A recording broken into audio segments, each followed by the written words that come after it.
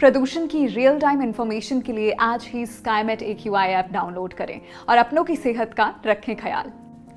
नमस्कार, मैं हूं देवेंद्र त्रिपाठी और आप देख रहे हैं स्काईमेट वेदर रिपोर्ट। आइए जानते हैं 25 अगस्त को समूचे भारत में कैसा रहेगा मॉनसून का प्रदर्शन। बंगाल की खाड़ी में इस साल अगस्त महीने में 5वां निम्न दबाव का क्षेत्र विकसित हुआ है। ये आमतौर पर इस तरह की स्थितियां देखने को नहीं मिलती। माना यह जाता है कि एक महीने में जुलाई और अगस्त में 2 या 3 मौसमी सिस्टम विकसित होते हैं, जिनकी वजह से मॉनसून की जो रिदम है, मॉनसून की जो लय है, वो लगातार बनी रहती है। लेकिन इस बार जुलाई में एक भी मौसमी सिस्टम नहीं बना और अगस्त में 5वां मौसमी सिस्टम बन चुका है और ये अभी निम्न दबाव के क्षेत्र के रूप में बंगाल की खाड़ी के उत्तरी भागों पर है। उम्मीद है कि ये पश्चिमी तथा उत्तर पश्चिमी दिशा में आगे बढ़ेगा, लेकिन इस बार बीते 4 सिस्टमों के तुलना में इसका जो डायरेक्शन होगा लगभग थोड़ा उत्तरवर्ती होगा। मध्य भारत के बजाय ये गंगा के मैदानी क्षेत्रों को ज्यादा प्रभावित करेगा, ऐसी संभावना है। इस सिस्टम के अलावा एक जो निम्न दबाव का क्षेत्र दक्षिणी राजस्थान और इससे सटे गुजरात पर बना हुआ था, कल सुबह तक कमजोर हो जाएगा और ये साइक्लोनिक सर्कुलेशन के रूप में रहेगा, लेकिन अगले 24 घंटों तक उत्तरी गुजरात और दक्षिणी राजस्थान के कुछ भागों में ये लगातार बारिश देता रहेगा। साथ ही साथ ऑफशोर ट्रफ जो पश्चिमी तटों पर बनती है, कोंकण गोवा रीजन पर है इस समय, लेकिन काफी कमजोर है, जिसकी वजह से पश्चिमी तटों पर केरल से लेकर महाराष्ट्र के तटीय भागों तक बारिश की गतिविधियां काफी कम हो गई हैं। मॉनसून की अक्षीय रेखा आप देख सकते हैं, पश्चिमी राजस्थान से लेकर उत्तर प्रदेश के दक्षिणी भागों से होते हुए झारखंड और इस निम्न दबाव के क्षेत्र तक बनी हुई है। उम्मीद है कि अगले 24 घंटों में कल सुबह तक ये वेलमार्क लो प्रेशर एरिया बन जाएगा और उसके बाद ये पश्चिमी तथा उत्तर पश्चिमी दिशा में आगे बढ़ेगा। इन सिस्टमों के प्रभाव से बारिश की गतिविधियां पूर्वी भारत के भागों में बढ़ गई हैं, खासतौर पर गंगेय पश्चिम बंगाल, ओडिशा, छत्तीसगढ़ के उत्तरी भागों, झारखंड और बिहार के दक्षिणी हिस्सों में खासतौर पर बारिश हल्की से मध्यम होगी अगले 24 से 48 घंटों के दौरान। और जैसे जैसे सिस्टम बढ़ेगा आगे, पूर्वी भागों में बारिश कम हो जाएगी, पश्चिमी हिस्सों में बारिश बढ़ती जाएगी। पूर्वोत्तर भारत में भी सिक्किम, असम, मेघालय, अरुणाचल प्रदेश, नागालैंड, मणिपुर, मिजोरम और त्रिपुरा में बारिश होने की संभावना काफी अच्छी है।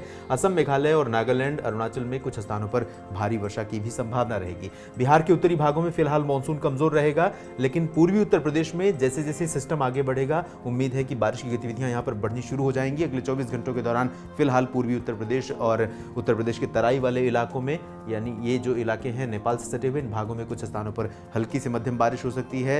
मानसून वर्षा की गतिविधियां यहां पर 26 अगस्त से काफी बढ़ सकती हैं।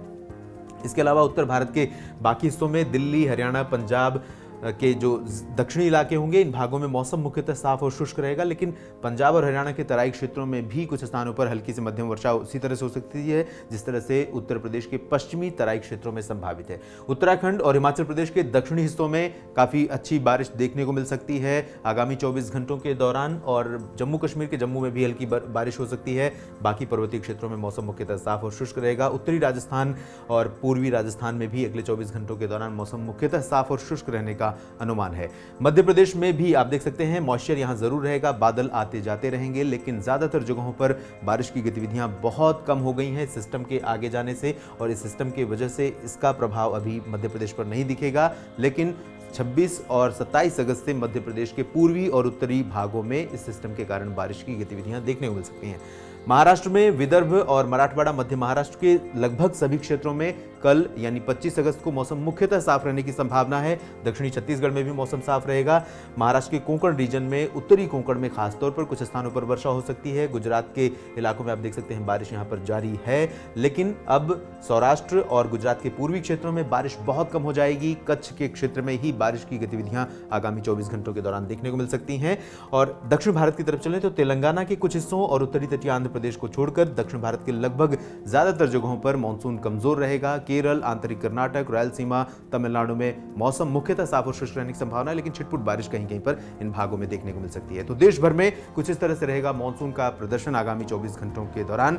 आप बने रहिए स्काईमेट वेदर के साथ, हम मौसम की हर खबर, हर अपडेट आप तक पहुंचाते रहेंगे। आप जुड़े रहिए हमारे साथ। धन्यवाद। मौसम से जुड़ी जानकारी और लाइव मौसम खबरों के लिए हमारे YouTube चैनल को सब्सक्राइब करें और बेल आइकॉन दबाकर हर अपडेट पर रखें नजर।